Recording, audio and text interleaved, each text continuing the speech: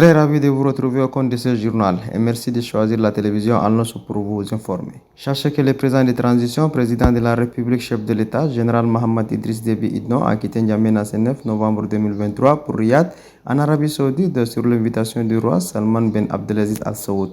Le chef de l'État participera demain 10 novembre 2023 aux travaux du sommet afro-saoudien. Hier, le président de transition, président de la République, chef de l'État, général Mohamed Idriss Déby Itno, a présidé un conseil extraordinaire des ministres.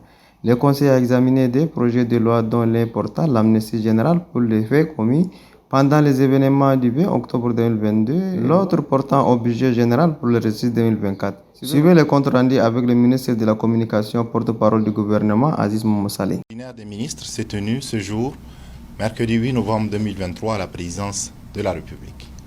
Le président de la République, en sa qualité de président du Conseil des ministres, a dirigé les débats. Deux projets de texte ont été examinés. Le premier est un projet de loi portant amnistie générale pour les faits commis pendant les événements du 20 octobre 2022. Et le second est un projet de loi portant loi de finances pour l'exercice 2024.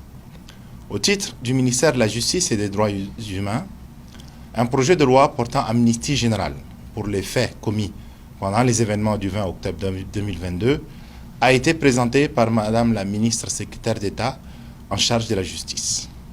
Ce projet de loi est la résultante de la volonté affichée du gouvernement pour la paix et la réconciliation et au respect intégral de l'accord de réconciliation signé le 31 octobre 2023 entre le gouvernement et le parti Les Transformateurs sous l'égide du chef de l'État congolais Félix-Antoine Tshisekedi Tshilombo, en sa qualité de facilitateur désigné par la CAC pour la transition tchadienne. Le gouvernement s'est en effet engagé dans cet accord à initier un projet de loi portant amnistie générale pour les faits commis lors des événements du 20 octobre 2022. Une semaine après la signature de l'accord, ce projet de texte est soumis au Conseil. Ce projet de loi vise à accorder une amnistie générale pour les faits commis pendant les événements du 20 octobre 2022.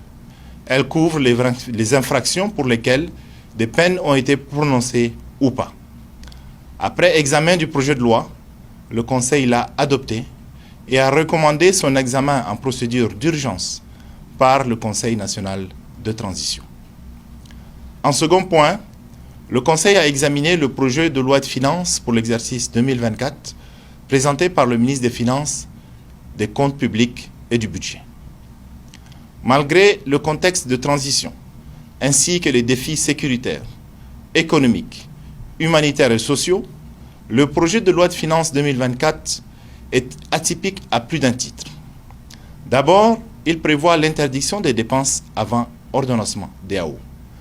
Ensuite, de par son niveau de recettes prévisionnelles jamais égalé de plus de 2004 milliards contre 1884 milliards en 2023, contre des dépenses de l'ordre de 1935 milliards. Ce budget permet aussi de prendre en compte les engagements issus du dialogue national inclusif et souverain et consacre le retour à l'ordre constitutionnel en 2024. À souligner cette innovation majeure du budget 2024 qui alloue directement des ressources aux provinces et aux communes à hauteur de 10% de la TVA, permettant une autonomie de nos provinces. Ce projet de budget encourage un environnement favorable à l'investissement avec une réduction du taux de l'IS de 35 à 30%, sauf pour les mines et le pétrole. Il prévoit des allègements et des abattements d'impôts pour des petites entreprises, ainsi qu'une exonération pour l'importation des casques pour les engins à deux roues. Ce projet de budget accentue la mobilisation des ressources avec des mécanismes de retenue à la source, de divers impôts fiscaux, douaniers et domaniaux, le recours à l'e-tax ainsi qu'une lutte contre l'évasion fiscale, la fraude et la contrebande. Toutes ces initiatives permettent à l'État d'assumer la totalité de ses obligations vis-à-vis des partenaires sociaux, de ses partenaires internationaux, ainsi qu'en matière de fonctionnement et d'investissement.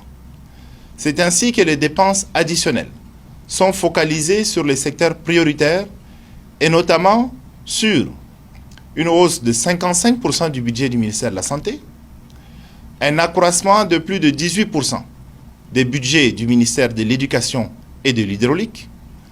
L'environnement voit son budget augmenter de 220% pour lutter efficacement contre le changement climatique et une hausse substantielle de la subvention au gaz domestique à hauteur de 30 milliards, le rendant abordable. Le ministère de la Justice voit son budget augmenter de 49%. Au titre de la solidarité, une augmentation de 11% du budget est faite et la Commission nationale d'accueil des réfugiés verra son budget augmenter de 400%. Une enveloppe supplémentaire de 5,5 milliards est allouée pour la sécurité alimentaire. La culture voit son budget en hausse de 23% pour la construction des centres de jeunes sur tous les territoires. Le secteur énergétique reste l'une des priorités du gouvernement avec des budgets conséquents pour l'électrification des villes.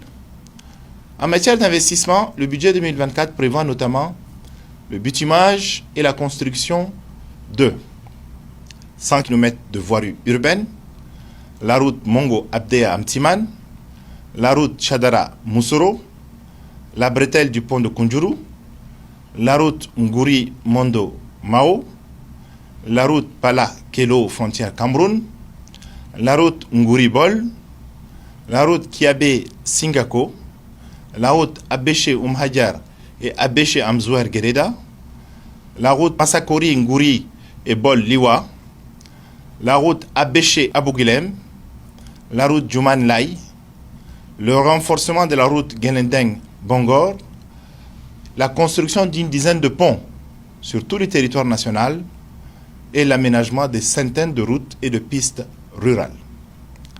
Après de longs débats, les arbitrages ont été faits par le chef de l'État, président du Conseil des ministres, afin de renforcer les secteurs prioritaires en termes d'allocation budgétaire.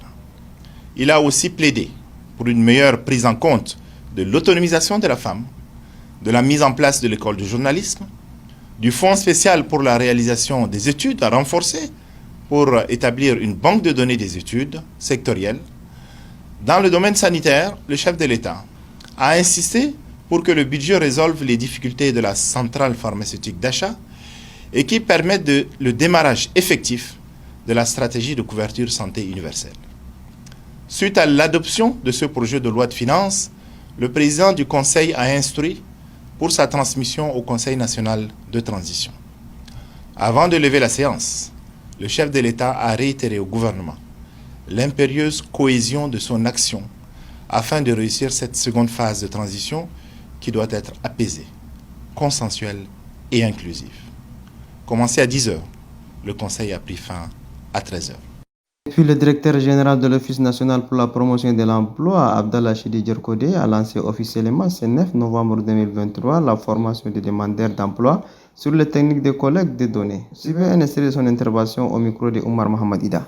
Pour cette formation, vous allez nous aider vraiment à collecter de façon efficace, fiable, les données auprès des entreprises et surtout avoir des données fiables pour les investisseurs qui vont venir investir surtout au Tchad. Et autre chose, je pense que 2024, ça sera une année très chargée pour le Tchad en termes politiques et économiques aussi. Hier, je pense, un conseil extraordinaire de ministre qui a été tenu et on a eu quand même à remarquer tous ensemble au niveau du ministère de la Santé, je pense, il y a 46%, je pense, de budget qui a été augmenté. Dans l'environnement, je pense, c'est 200%, si je ne me trompe pas. Et il y a aussi, je pense, j'ai vu 400% quelque part, je ne sais pas c'est quel ministère. De toutes les façons, que le président a pris. C'est vrai, il y avait des gens qui avaient un peu critiqué quand le président faisait la tournée et dans chaque arrêt, il fait des déclarations, des promesses et que les gens pensaient que c'était vraiment de la politique. mais avec des fonds. Et puis le coordinateur du groupe de concertation des partis politiques a tenu ce 9 novembre 2023 un point de presse relatif à l'accord entre le gouvernement et les partis les transformateurs. Suivez un extrait de ses propos au micro de Saleh Ben Mahamat. L'accord de principe, qui n'a de poids légal, à l'exemple d'un accord formel, ne peut créer d'obligations juridiques strictes. Curieusement, le dit accord, contrairement à l'esprit d'un accord dit de principe, est assorti de points d'accords et engagements. Et l'on y voit apparaître même les dispositions portant sur le cas de non-respect, assorties même d'une clause de rappel à l'ordre de la partie défaillante à l'accord. Une manœuvre à en dérouter plus d'un, comme s'il s'agissait d'une manipulation politicienne savamment orchestrée pour abuser de la confiance du peuple. Sur ces engagements et sur les points d'accord contenus dans le paragraphe B, le président de les transformateurs, dans une bizarrerie, s'est auto-investi en usurpant un statut de mandant des acteurs qui s'opposent à la transition. Cette édition, merci de l'avoir suivi. À demain, Inch'Allah.